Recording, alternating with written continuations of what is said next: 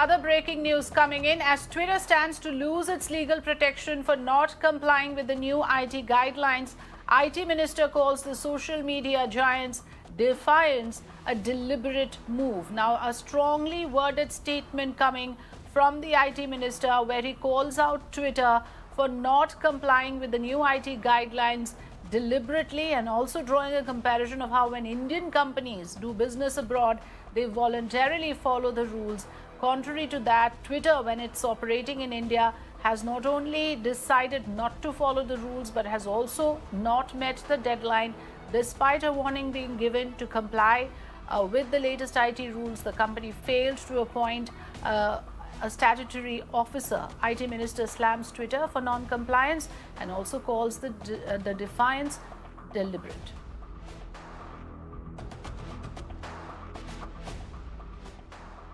Well, this is important information coming in. There are numerous queries arising as to whether Twitter is entitled to safe harbor provision, asks the IT Minister. And then, of course, he goes on to explain why Twitter deserves to be penalized for deliberate defiance. Ayushman joining us with more input. So, Ayushman, we have both sides of the story, but it's very clear that the IT Ministry, as of now, has decided that it is going ahead with penalizing Twitter for not complying with the rules, making it very clear the grounds on which they have taken that decision.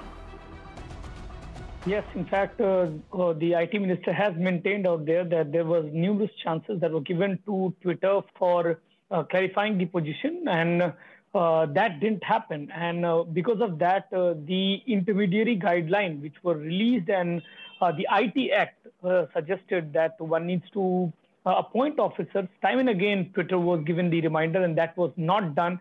And that is perhaps the reason why the legal shield, which was provided to the company, is no more there, and that is the reason you see the FIR being registered against Twitter. The Twitter says that they have appointed the officer, and the details are to be shared with the government. For now, the government says that they have got no information as to who is the officer who has been appointed. So the war between the government and Twitter has escalated, and that has resulted in the IT shield, which is given to the intermediaries, that has been withdrawn from Twitter because it has not yet complied with the new norms, which were to be done by May 25th. Yes, absolutely. So that part, yes. Okay, Ayushman, thanks for that. I'm also now joined by Ritesh Bhatia on the phone line. Good afternoon, Mr. Bhatia. As we understand this, the IT Ministry is very clear that Twitter is deliberately defying the rules, because the first deadline, of course, was 26th May. They were given another warning on the 5th of June. Now, of course, Twitter has come forward and said, well, we have done the necessary appointments and we are trying our best to comply, but clearly they haven't complied. So could you explain to us now the implication of the penalty that is imposed, that they are going to lose this legal shield? What would that mean for Twitter and its users? So, Afrida, thanks for having me on the show. Afrida, here what it means that, you know what, now Twitter becomes, like it's just not any other platform now, the big tech platforms with 50 million plus users. It is no longer a social media intermediary. This is a kind of it's basically a kind of a platform wherein that if I am going to abuse somebody, and Twitter is also going to be held liable for it. Earlier, the safe harbor agreement, or, the lawyers would be able to explain it much better than me.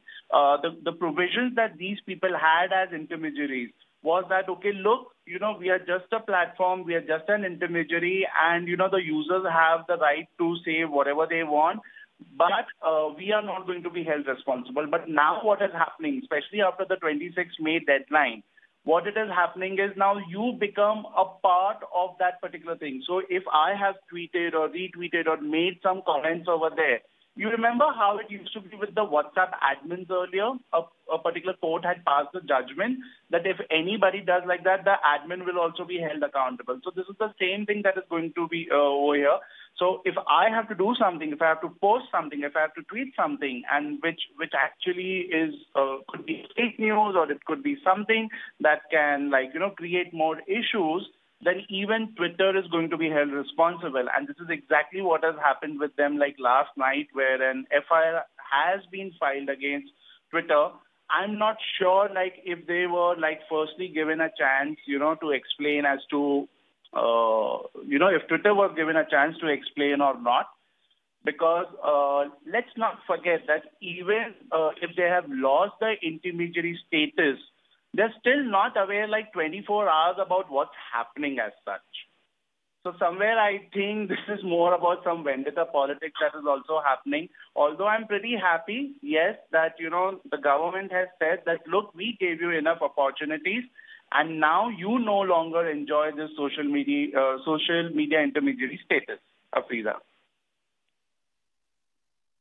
Okay, Anila Singh also joining us on the phone line, spokesperson of the BJP. Anila Singh, of course, the IT ministry has said it is astounding that Twitter portrays itself as a flag bearer of free speech but chooses the path of deliberate defiance when it comes to intermediary guidelines. My question to you is that even as soon as this decision of penalizing Twitter by removing the legal shield is announced, you already have a case of the UP government booking Twitter in the case of making an assault video viral.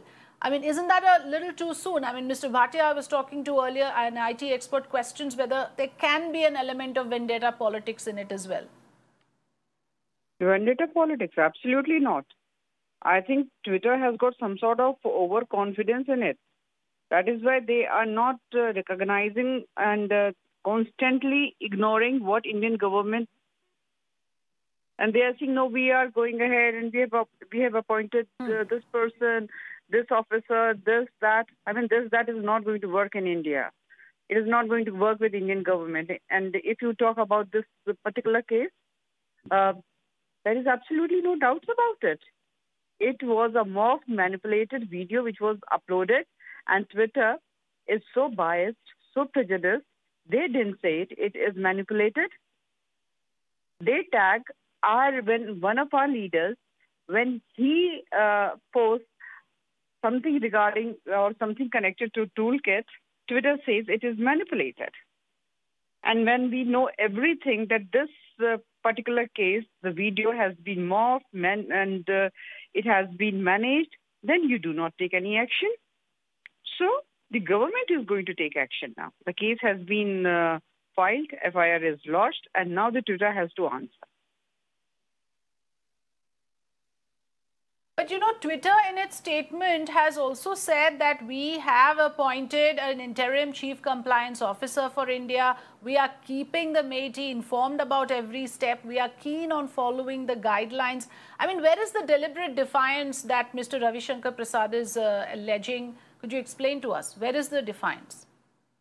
Defiance is when the Indian government says to any company, foreign company, which is operating on our earth, that you have to follow the new rules and regulations, and that particular company says, okay, fine, we'll do it, we are in the process, we have done half of the thing, and later on we'll be completing others.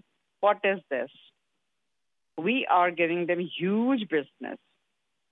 They have got huge database of our country. Have not taken. Deliberate defiance is a very strong allegation to make. It means that they are not willing to go by the rules, but Twitter is saying we are very much accepting of the rules. So we'll have to leave it at that. I wish we could continue this discussion. Thanks very much, Anila Singh and Ritesh Bhatia, for joining us.